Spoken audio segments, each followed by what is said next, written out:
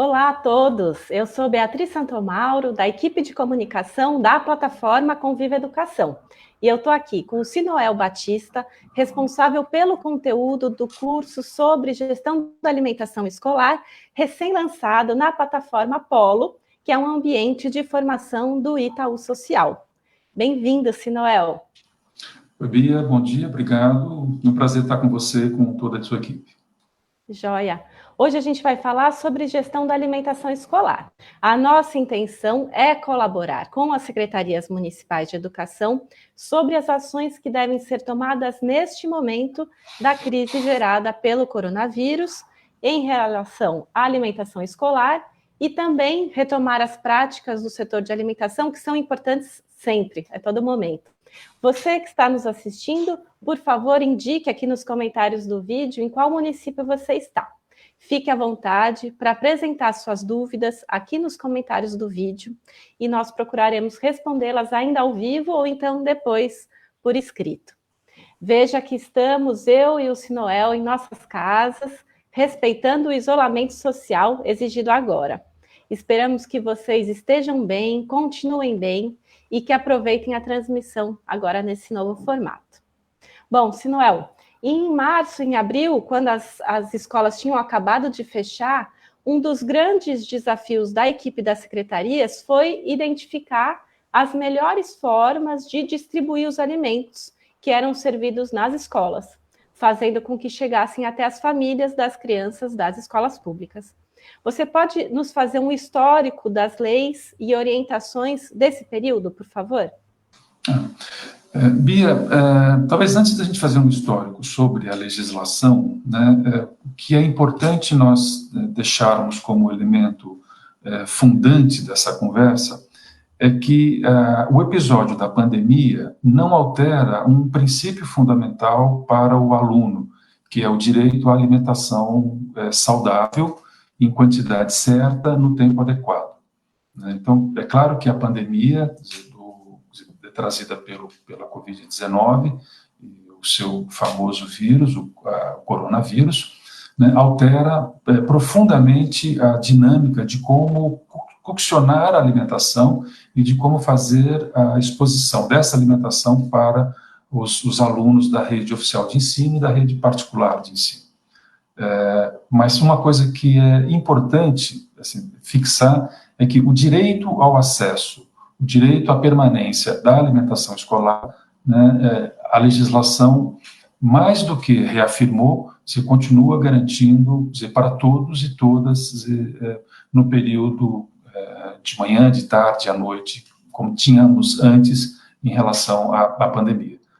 Isso é uma coisa fundamental, porque às vezes a gente ouve algumas pessoas fazer alguns comentários que, como a pandemia causou profundas transformações no cotidiano das famílias e da sociedade e restringiu alguns aspectos do relacionamento, da mobilidade, enfim, que modificou a nossa vida, né? Algumas pessoas podem achar que isso poderia interferir, né, ou diminuir um pouco o direito ao acesso à alimentação escolar. Não, pelo contrário, isso está tudo mantido e tem que ser garantido.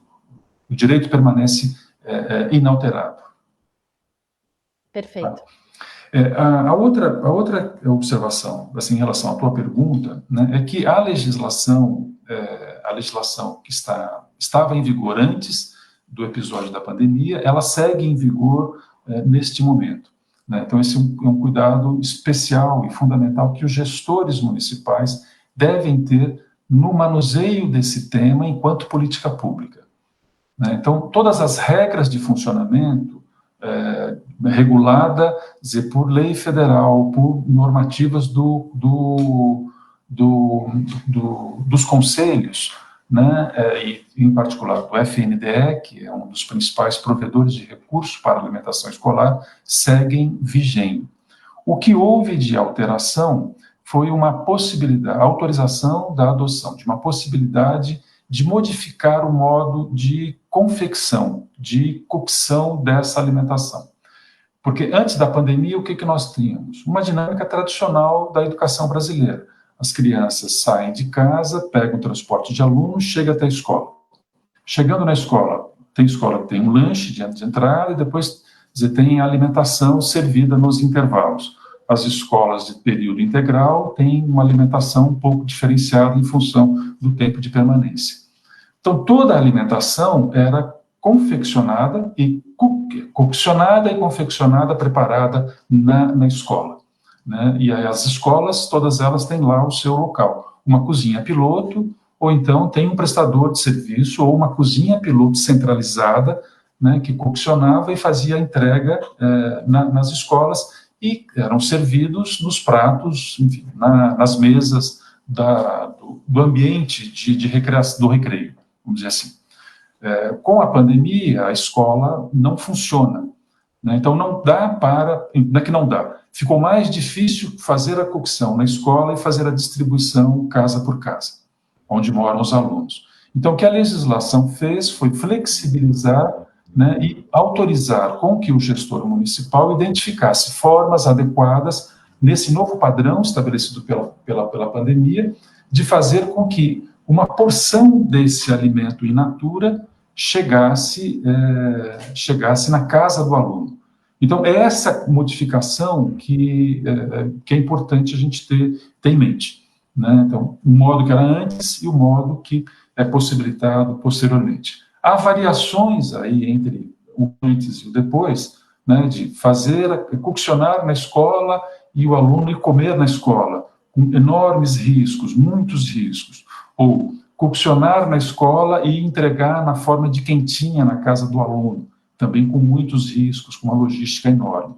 Então, o que tem acontecido hoje, né, assim, olhando um pouco para o Brasil, são essas variáveis, mas a mais comum é a entrega do alimento in natura para ser coccionado nas residências pelos familiares. E ambos os formatos, tanto esse primeiro do alimento in natura, quanto o alimento já pronto, são corretos? Eles são corretos e possibilita que você possa fazer a prestação de contas depois para o agente fornecedor do recurso, no caso o FNDE ou, no caso, o governo do estado, quando contribui com um adicional para apoiar.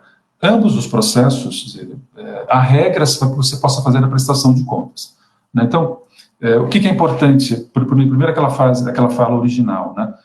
Não houve modificação em relação ao sistema de compras.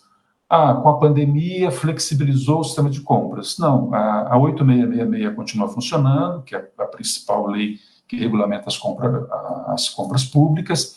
A legislação complementar de pregão presencial, de pregão eletrônico, continua vigindo da mesma forma. Então, os gestores municipais, ao prestar contas, eles vão ter que dar contas dessa informação de como foi organizado o planejamento de compras. Então, quando você vai fazer uma compra, você é gestor, vai fazer uma compra, você tem que ter um planejamento prévio do que você está comprando, que quantidade você está comprando, por que você está comprando, como é que você chegou a essa quantidade, porque tudo isso é elemento que organiza o processo de compras. E todas estas informações, de uma forma muito simples, vai gerando um conjunto de pegadas, né, que é pegadas mesmo, que são marcadores administrativos, que possibilita depois que os órgãos de fiscalização e controle, né, tanto os órgãos internos da administração municipal, quanto os órgãos externos, e em especial o Tribunal de Contas, que é um órgão assessor das câmaras municipais, possam depois verificar as pegadas, identificar o cálculo estava correto, como é que foi feito, assim por diante. Houve edital, o edital não teve nenhuma indicação de favorecimento de A ou B, né? Então, esses marcadores legais, esses marcadores jurídicos, vamos chamá-los assim, e os marcadores de cálculo continuam vigindo, né? O que muda? Antes, o gênero alimentício era entregue ou no almoxerifado central da prefeitura ou da Secretaria de Educação, que distribuía para as escolas se a cocção era descentralizada na escola. Ou chegava tudo no almoxerifado da cozinha piloto centralizada, que coccionava e entregava a alimentação coccionada.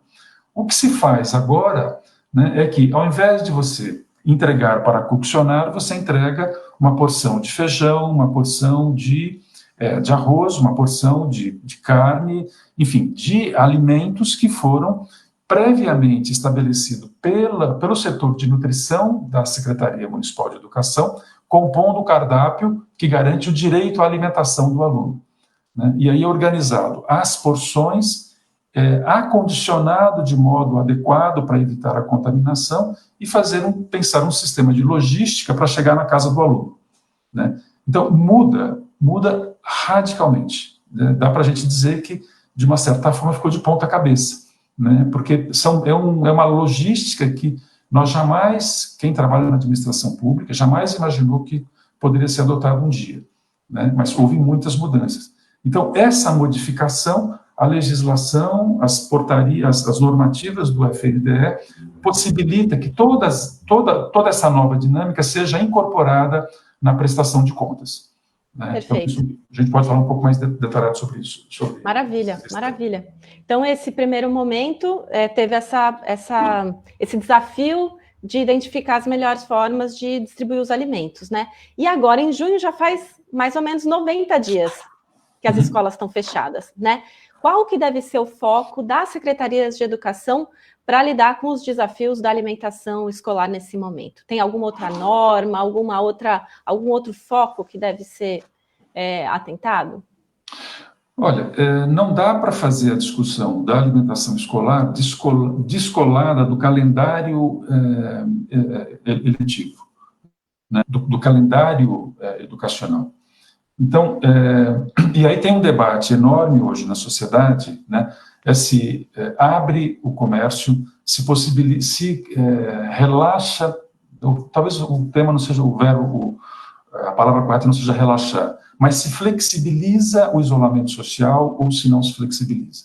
O que a gente percebe é que vai tendo vai tendo uma ampliação da flexibilização do isolamento para o Brasil todo. Isso é bom, isso é ruim? Pessoalmente, eu acho que é ruim. Nós não deveríamos estar ainda flexibilizando o isolamento social, mas esse é outro debate. O que está acontecendo é que você percebe que há vários estados e municípios que começam a debater a reabertura de escolas, né, com menos alunos, com distanciamento maior de carteiras. Isso vai implicar na adoção, isso vai impactar na alimentação escolar.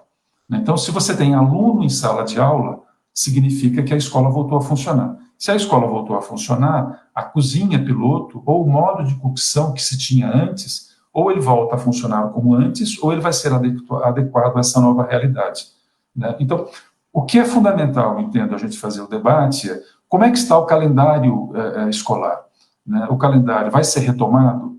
Qual é a lógica da retomada do calendário escolar dentro da escola, né? Do meu ponto de vista, o que preside o debate é o calendário escolar, porque se o calendário escolar determina que a escola esteja fechada, né, o modo de fazer a alimentação escolar chegar na casa do aluno tem que ser preservado, tem que ser fortalecido com todas as regras de segurança. Se vai ser algo híbrido, uma parte em casa, uma parte na escola, a alimentação escolar vai ter que ter um arranjo híbrido, uma parte em casa, uma parte na escola. Se é todo na escola, é todo na escola, com todos os cuidados que a prevenção do Covid determina. Perfeito. Então, são decisões que ainda vão ser tomadas, né, Sinuel? É bom se planejar já, mas talvez nesse momento ainda não exista uma posição que as escolas já podem... O que nós temos recomendado, Bia, é o seguinte: os municípios estão criando assim, comitês de emergência para tratar desse tema, né? Às vezes tem município que cria um comitê de emergência grande, né, envolvendo todas as secretarias das principais políticas públicas, né? Então, nesse comitê tem lá educação, tem saúde, tem infraestrutura, tem saneamento básico, tem segurança pública, enfim, tem várias políticas públicas dentro desse comitê, com participação da sociedade civil, setores empresariais, que define a regra do isolamento social no município, né? Há cidades que fazem algo um pouco mais restrito, né, com menos gente e com menos participação, sem entrar no mérito das opções. No caso da educação, eu entendo que é preciso preservar a participação, preservar e fortalecer a participação de algumas políticas públicas que são fundamentais. Educação, naturalmente, saúde, né, porque na saúde você tem profissionais que podem fazer o debate em relação ao que é o vírus, o que é a doença, como é que acontece o contágio, né, e trazer indicadores epidemiológicos para o debate que ajuda a compreender se o calendário deve ser retomado ou não retomado. Isso é fundamental. As secretarias municipais de saúde têm uma área chamada vigilância em saúde, que é quem contabiliza quantos contaminados, quantos mortos, quantos recuperados, não só do coronavírus, de todas as doenças do município. Então, ter essa equipe trazendo essas informações na mesa que faz o planejamento é fundamental, né? Então, eu diria para você que é importante você ter interface com a saúde, ter a coordenação da educação, ter uma boa estratégia de comunicação, né, para administrar a tensão, ficar fechado ou abrir, abrir com segurança ou abrir com risco. Qual é a taxa de risco? E aí você tem a moderação do espaço político para poder fazer as tomadas de decisões do modo mais correto e mais seguro possível, dada a situação que nós estamos. Maravilha. Bom, esse contexto é todo muito recente, né? Porque tudo precisou ser criado com base nas necessidades dos estudantes depois da suspensão das aulas. E o Itaú Social, que é um dos parceiros do Conviva, criou uma série de cursos organizados no percurso formativo chamado Educação na Pandemia e disponibilizou gratuitamente na plataforma Polo. A gente vai registrar aqui no rodapé desse vídeo o endereço, mas eu digo aqui também. www.polo.org.br/educação, tracinho-pandemia. Então, polo.org.br/educação na pandemia. Também vou colocar aqui por escrito nos comentários do vídeo. Ismael, você fez parte da equipe de especialistas que elaboraram esse curso sobre gestão da alimentação escolar na plataforma Polo, né? Conta para a gente, por favor, os conteúdos que os usuários encontram. Olha, a equipe da qual eu fiz parte cuidou do tema alimentação escolar e do tema transporte de alunos relacionado à prestação de contas, né? Então, nós organizamos um material que dava conta da elaboração, não a elaboração, ou seja, de identificar os marcos legais complementares à pandemia, né, e como é que isso impactava e impacta na vida dos municípios, na gestão pelas secretarias municipais de educação, e, portanto, no cotidiano dos dirigentes municipais da educação e dos dirigentes municipais do serviço de alimentação escolar, do transporte de aluno, e uma área que às vezes a gente fala pouco, que é a área que faz a compras e a contabilidade por conta da prestação de contas, né? Trabalhamos nesse tema numa perspectiva horizontal, municipal, né? Depois trabalhamos esse tema numa perspectiva da cooperação intermunicipal, que envolvem os arranjos da cooperação interfederativa, seja na forma de consórcio, na forma de arranjos de desenvolvimento da educação, ou de outras formas de cooperação que existe de município com município, né? E trabalhamos também numa perspectiva de algumas recomendações, algumas reflexões para a esfera estadual.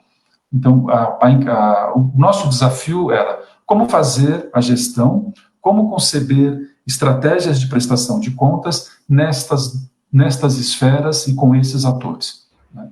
Várias outras equipes, parceiros técnicos da Fundação Itaú Social, desenvolveram vários outros temas que estão nesse endereço que você citou, que é mais fácil as pessoas entrarem lá e se apropriarem diretamente. Perfeito. Lembrando que o curso todo é voltado para as secretarias municipais, né, ou então, tanto para as equipes técnicas, ou para os arranjos, ou para os consórcios, e também na cooperação entre estados e municípios. Então, é super interessante e super rico, né? Então, o endereço é polo.org.br/educação-na-pandemia. Agora a gente vai assistir a um vídeo com a Tatiana Bello, gerente de implementação do Itaú Social, falando mais sobre esse percurso formativo que se chama Educação na pandemia. Então vamos lá, já voltamos. Olá, aqui quem fala é Tatiana Belo, sou gerente de implementação do Itaú Social e estou aqui para dividir com vocês o trabalho que o Itaú Social, juntamente com apoiadores e parceiros técnicos, tem desenvolvido para apoiar os municípios nesse momento tão delicado que estamos vivendo, da pandemia na área da saúde. Nós já desenvolvemos materiais referentes à alimentação escolar, calendário letivo, gestão financeira e de pessoas e prestação de contas.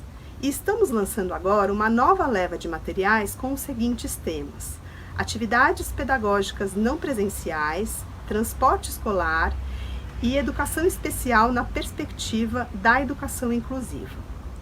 Teremos também materiais que serão lançados mais para frente, referentes à fase da retomada das aulas, que vão tratar da garantia da aprendizagem e algumas medidas para diminuir a defasagem e também a retomada das aulas com vistas à equidade.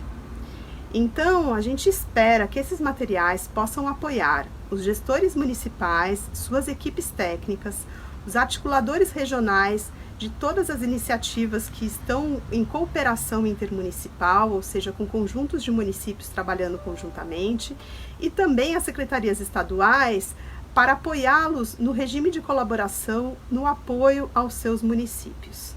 Nós esperamos que, a partir de casos que nós trazemos nos materiais, de estudo de casos, de experiências, cada município possa construir a sua forma de atuar, enfrentando aí as diversas questões que nós temos, principalmente... Bom, fica então o convite para quem quiser assistir, se aprofundar sobre alimentação escolar, ou então em relação aos outros temas indicados pela Tatiana no vídeo que vimos agora. Bom, continuando.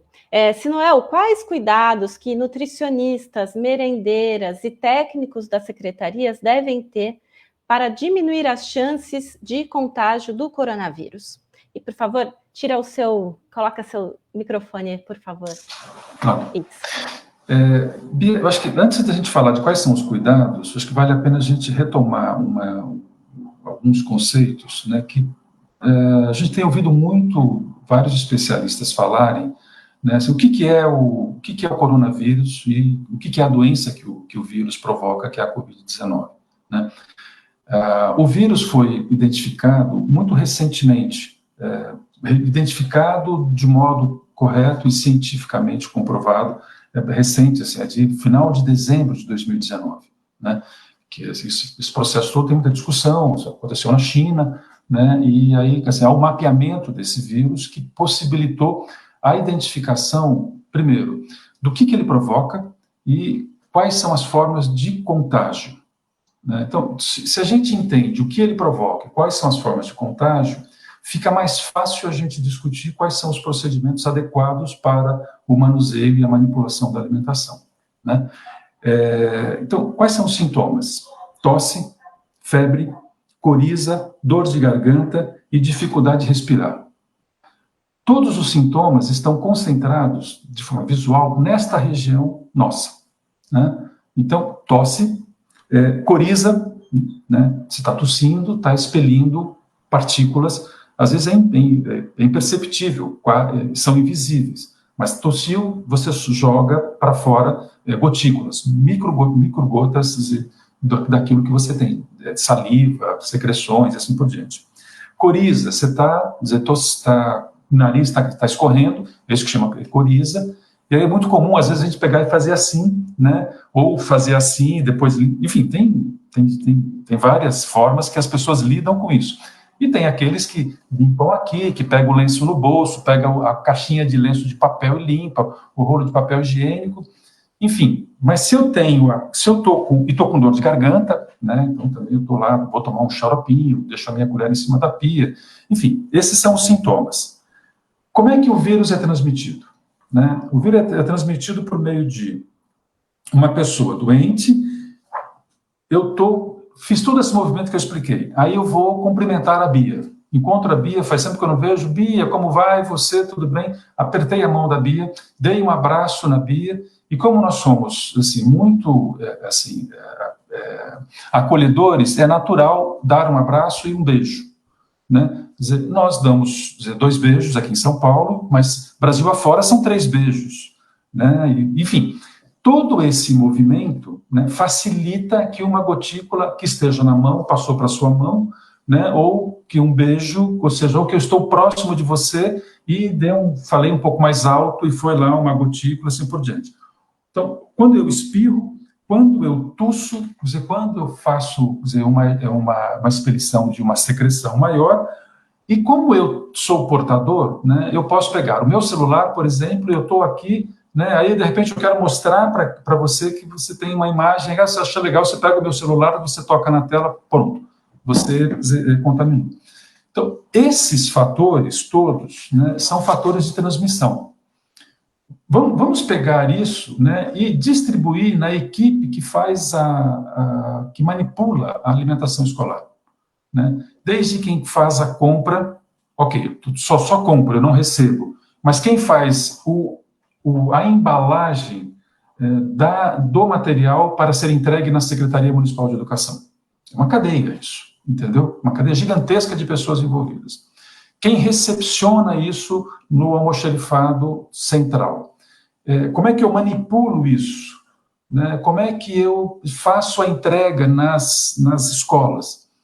Então, os cuidados que nós precisamos tomar, né, são para evitar essa forma de quem está contaminado, né, e o jeito de fazer a transmissão possa ter contato, possa depositar na superfície dos alimentos, das embalagens dos alimentos, as gotículas, e aí tem o coronavírus que vai provocar a Covid-19. Então, quando a gente trabalha para discutir o que fazer, né, importante quanto discutir o que fazer é como entender a transmissão. Entendendo a transmissão, é mais fácil construir recursos pedagógicos e construir as barreiras e compreender a importância das barreiras para que haja a contaminação. Perfeito. Legal. Antes da gente continuar, queria agradecer a presença de alguns municípios que registraram aqui seus comentários. Então, estamos com Embu das Artes, São Paulo, Catu, na Bahia, Pinhais, no Paraná, Castro, no Paraná, Fernando Pedrosa, Rio Grande do Norte, município de São Paulo, Valença, no Rio de Janeiro, Nova Lacerda, Mato Grosso, Goianá, Minas Gerais, Balneário Camboriú, Santa Catarina, Bom Despacho, Minas Gerais, que está sempre aqui conosco, Custódia, Pernambuco, Carnaúba dos Dantas, Rio Grande do Norte, Palmeira das Missões, Rio Grande do Sul, Bataguaçu, Mato Grosso do Sul, Sapucaia, Rio de Janeiro, São Vicente Ferrer, Pernambuco, Itaparica, Bahia, Alta Araguaia, Mato Grosso, Ocara, Ceará, Central, na Bahia, Ataleia, Minas Gerais, Manaquiri, Amazonas, Sobrado, Paraíba, Rio do Sul, Santa Catarina, Caldazinha, Goiás, Arabutã, Santa Catarina, muito bacana. Não vou agradecer todos para a gente não ficar tanto tempo, daqui a pouco eu falo mais um pouquinho. Bom, e como que deve ser... Obrigada, então, pessoal, pela presença. Bom estar aqui com vocês. Sinuel, como que deve ser articulado o trabalho entre os técnicos da secretaria responsáveis pela alimentação, o Conselho de Alimentação Escolar, as merendeiras, as nutricionistas e os fornecedores nesse momento, enquanto as escolas estão fechadas? Nós recomendamos, ou seja, que é necessário ter um alinhamento técnico sobre a compreensão do fenômeno chamado coronavírus. Né? Então, assim, primeiro assim, o alinhamento técnico existe ou não existe? Porque há um debate, assim, que por incrível que pareça, de pessoas que não acreditam que isso é um fato que esteja acontecendo na sociedade brasileira. E esteja acontecendo em vários cantos do mundo. Ou seja, então, é preciso ter esse alinhamento, né? Ele é técnico? Ele é técnico. Eu não enxergo o vírus, eu enxergo o resultado do vírus. eu enxergo uma pessoa que foi contaminada, ela pode estar contaminada e ser assintomática. O que significa? Eu tenho o vírus, mas não desenvolvi a Covid. Portanto, eu não vou ter a síndrome aguda respiratória, não vou ter falta de ar, eu não vou ter, o meu pulmão não vai ficar comprometido, mas eu estou contaminando. Ou então eu tenho o vírus, contraí o vírus e desenvolvi a doença. E aí eu vou precisar ir para um hospital e vou precisar, eventualmente, até de uma assistência respiratória e assim por diante.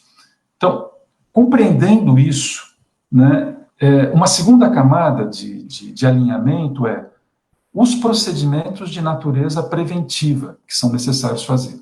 Tá? Então, ou seja, usar a máscara. Quando que você usa a máscara?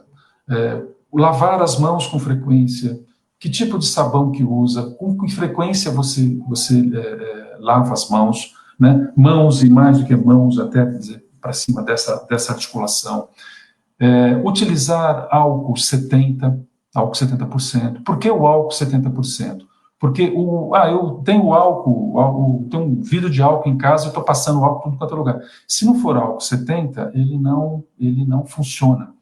Porque é o álcool 70 que tem uma concentração que permite romper a camada de proteção do vírus e aí ele fica exposto e morre. Assim como o sabão tem esse papel, né, que tem uma camada de gordura que o sabão e o álcool 70 rompe, expõe e ele morre. E é um tempo muito rápido para acontecer isso. Né? E aí os cuidados do ambiente de trabalho, os cuidados de como você manipula, e assim por diante. Então, essa é a segunda camada.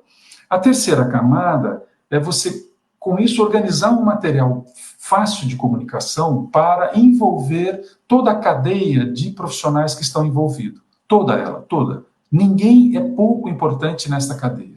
Absolutamente todo mundo deve ser envolvido, deve ser treinado com essa informação. Né? Porque as pessoas, quando absorvem essa informação, você aumenta a taxa de compromisso, de compreensão e, portanto, de compromisso. Né? E cada um nesse elo dessa cadeia faz uma diferença enorme, se ele tem informação e se está conscientizado disso. Depois, uma outra camada é comunicar isso à população, né? Que é preciso de engajamento. É preciso engajar a sociedade como um todo, né, no enfrentamento e na prevenção. Né? Se nós conseguimos fazer isso, né, não importa se é o partido A que está no governo, o partido B, se o técnico é vinculado ao partido A, ao partido B, isso não faz a menor importância. O que faz a importância é a gente ter a informação correta para possibilitar o engajamento de todo mundo que está dentro da administração e todo mundo que está fora e que está acompanhando e assistindo. Né? Então, você tem um comitê científico no município, composto pela saúde, pela educação e pela equipe que faz a direção. E, uma vez por semana, ter, por exemplo, uma coletiva com a imprensa para explicar a evolução, faz toda a diferença. Quer dizer, você mobilizar todos os conselhos, o Conselho de Alimentação, o Conselho de Transporte, o Conselho Municipal de Saúde, todos os conselhos, trazer para uma outra audiência pública e explicar que estamos fazendo isso assim, assim, assado. Então, essa capacidade de entrega, de informação, de passar o conhecimento e de escuta da sociedade, cria um círculo virtuoso para eliminar as fragilidades. É assim que a gente vai vencer o coronavírus. Perfeito, legal. E um dos tópicos do curso disponível no percurso formativo Educação na Pandemia, na plataforma Polo, que a gente viu agora há pouco as imagens, trata sobre a criação de um comitê emergencial de contingência do PNAE. Você falou já um pouco do comitê, né, Sinuel? Você gostaria de complementar, por favor, sobre qual o papel desse comitê e como que ele deve ser constituído? O comitê ele tem tem um nome, inclusive, o comitê de emergência. Né? Por que é emergente? Porque o vírus foi mapeado no final de dezembro. De 31 de dezembro até hoje, onde nós estamos, dia 16 de junho, olha o que aconteceu no mundo. Né? Por isso a emergência. Né? Quer dizer, o Brasil ontem contabilizava mais de 40 mortes pela Covid. 40 mil mortes pela Covid. É uma soma absurda. A expectativa que se tem, infelizmente, é de que vai morrer muito mais gente ainda. Então, caracteriza-se uma emergência, não resta dúvida. E por que ele é emergente? porque é preciso que os governos municipais, os governos estaduais, o governo nacional tomem medidas urgentemente, emergencialmente, né, imediatamente. Por isso o Comitê de Urgência e o Comitê de Emergência. Quem deve participar? Né? Dizer, nós defendemos, a nossa tese é que participe dizer, o prefeito, a prefeita municipal, que participe Câmara Municipal, que participe as principais políticas públicas, ou todas as políticas públicas do município, que participe dizer, as políticas do governo do estado, que tem presença no município. Então, polícia militar, polícia civil, saneamento, né, que participe as instituições não governamentais, que participe as instituições empresariais. E aí você pode trabalhar nesse comitê de emergência com grupos de trabalho. Então, um grupo de trabalho que vai trabalhar na organização de informações para conscientização da população.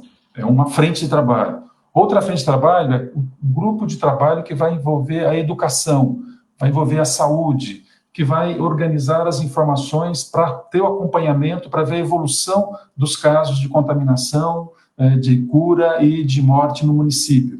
E a partir daí, quando você tem uma instância de concertação, né? A expressão mais adequada acho que é de concertação. Concertação não é de coisa quebrada, consertar coisa quebrada, é de concertar uma orquestra. Porque você tem várias pessoas, várias lideranças que tocam vários instrumentos. Um toca trombone, outro toca trompete, outro toca violão, enfim, toca N instrumentos. O que nós precisamos é de fazer o quê?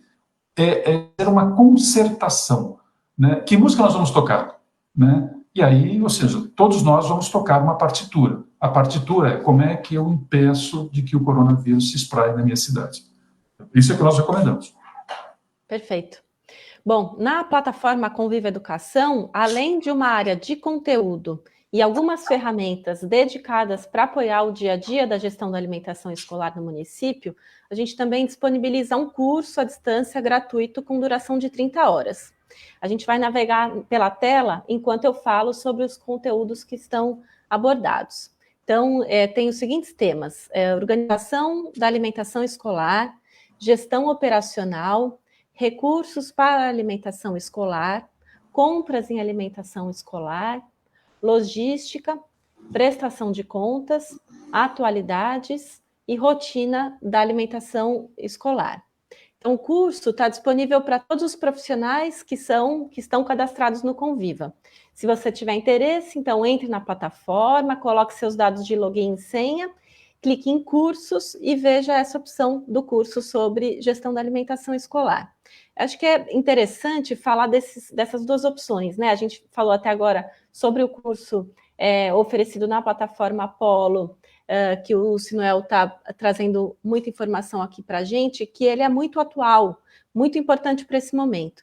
E esse curso do Conviva que a gente está falando agora, ele tem outras informações que são mais estruturantes ou mais padrão, que servem para todos os técnicos das secretarias ou nutricionistas que trabalham com alimentação escolar.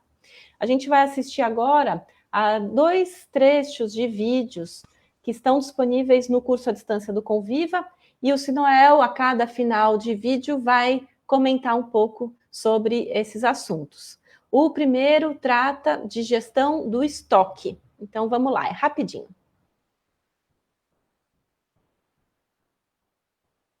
Sabe por que é importante controlar o estoque adequadamente? Ao controlar os estoques, é possível evitar desperdícios, desvios, perdas, produtos vencidos e furtos. Sem contar que fica mais fácil acompanhar as necessidades reais de reposição, identificar os itens que não foram utilizados e entender a influência do estoque nos custos.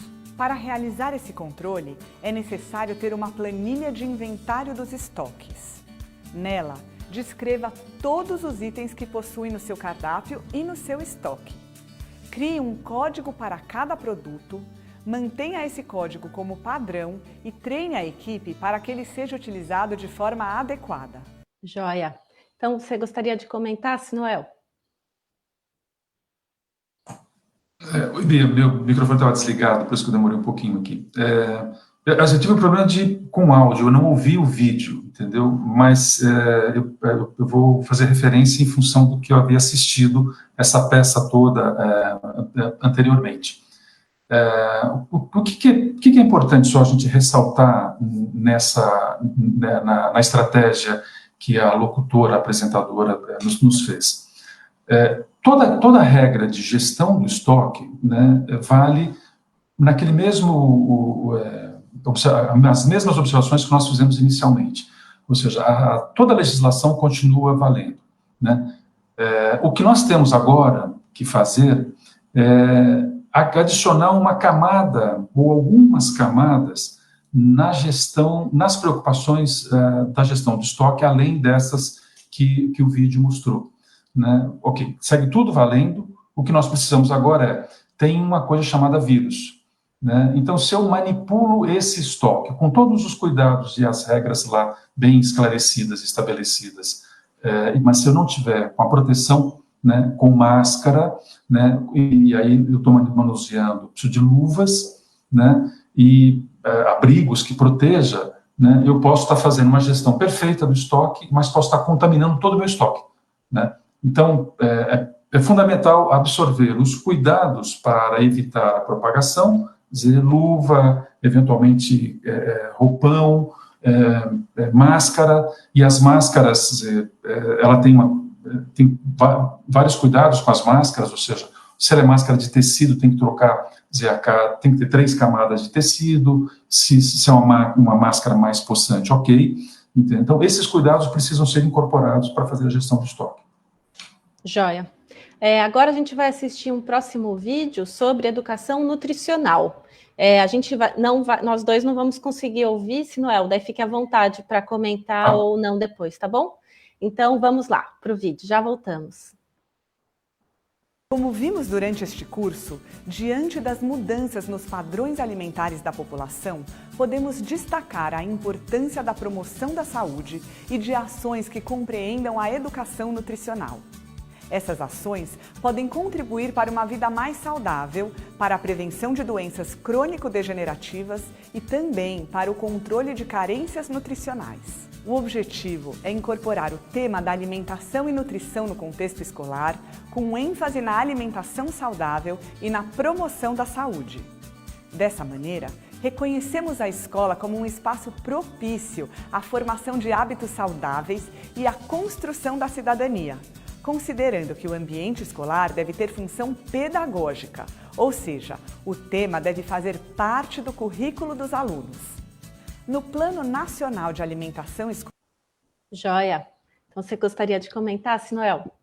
Bia, sim, é só um reforço, não é um reforço, apenas agregar uma reflexão, que essa discussão sobre alimentação saudável, né, ela tem um papel, quer dizer, preponderante na formação das pessoas para o exercício da cidadania. Fazer o debate sobre alimentação nos permite também fazer uma outra reflexão, que é sobre segurança alimentar, né? E segurança alimentar não é só relacionado a não comer tanta gordura, não comer tanto alimento muito multiprocessado, não comer muito conservante, que isso é perfeito, está na ordem do dia. Mas a segurança alimentar, ela dá conta, num conceito um pouco mais amplo, de como é que eu adequo o cardápio da alimentação escolar à cultura local. Então, por exemplo, se eu estou numa região amazônica, né, o cardápio da região amazônica não pode ser igual ao cardápio da região nordeste, ou da região sul, ou da região centro-oeste, né? Então, como a alimentação escolar ela investe uma quantidade significativa de dinheiro na compra de insumos, né, esses insumos deveriam refletir fortemente o histórico da produção de alimento em cada um dos territórios, né? Então, ou seja, a alimentação é a nossa cultura. Então, ao invés de eu comprar um enlatado ou comprar um empacotado, entendeu? Que eu posso olhar no rótulo e saber onde é que ele foi fabricado. Entendeu? E se eu tiver condição de, ao invés de fazer isso, comprar da comunidade local, né, eu vou estar fortalecendo não só o espírito da segurança alimentar, mas como eu vou estar utilizando o recurso da educação utilizando bem para fortalecer uma estratégia de desenvolvimento local, que é um outro debate que a educação pode contribuir bastante. Perfeito. Joia. Bom, espero que vocês estejam aprendendo tanto quanto eu, que estou adorando esse papo. Aqui a gente, então, está falando de 2 cursos à distância, só para não deixar dúvida. Então, um é o EAD do Conviva, que tem 30 horas de duração, é gratuito, e basta acessar a plataforma Conviva, que é convivaeducacau.org.br, e clicar ali no botão de cursos.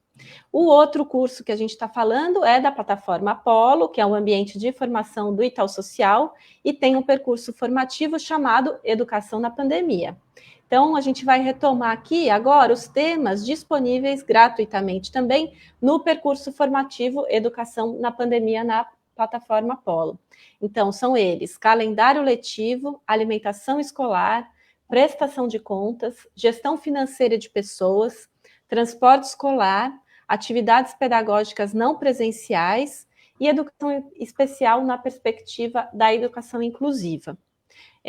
Então, aqui a gente está falando sobre alimentação escolar especificamente, mas na plataforma Apolo tem os cursos sobre esses todos outros temas que eu citei agora. Então, agora a gente já vai se encaminhando aqui para o fim da nossa transmissão, então vou agradecer um pouco mais de municípios que estão aqui conosco. Bom, a Dogmar Sinuel está falando excelentes esclarecimentos, tem diversos elogios aqui, que bom. Temos, então, a presença de Marianópolis, no Tocantins, Aquidauana, Mato Grosso do Sul, Manaus, Amazonas, então, nosso articulador do Amazonas, nossa articuladora do Paraná, estão aqui os 2, Guaraci, em São Paulo, Pilões, na Paraíba, Quixadá, no Ceará, Gaspar, Santa Catarina, Bocaina de Minas, Minas Gerais, Caceque, Rio Grande do Sul, Blumenau, Santa Catarina, Moju, no Pará, Veracruz do Oeste, no Paraná, Grajaú, no Maranhão, Itaípe, Minas Gerais, Serrolândia, Bahia, Emilianópolis, São Paulo, Central, Bahia, Selbac, Rio Grande do Sul. Espero ter falado todos eles. Bom, então, antes da gente terminar, Sinuel, você gostaria de deixar alguma mensagem aqui para as secretarias e para os gestores?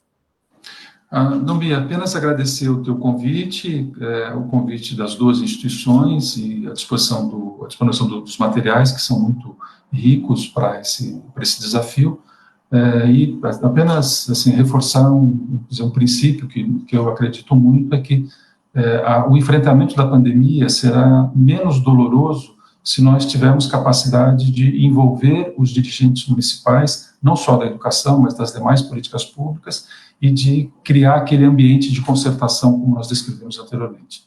Obrigado mais uma vez e um abraço a todos. Maravilha! Então, muito obrigada, Sinuel, pela presença. Agradeço também pela companhia de todos vocês que ficaram aqui conosco.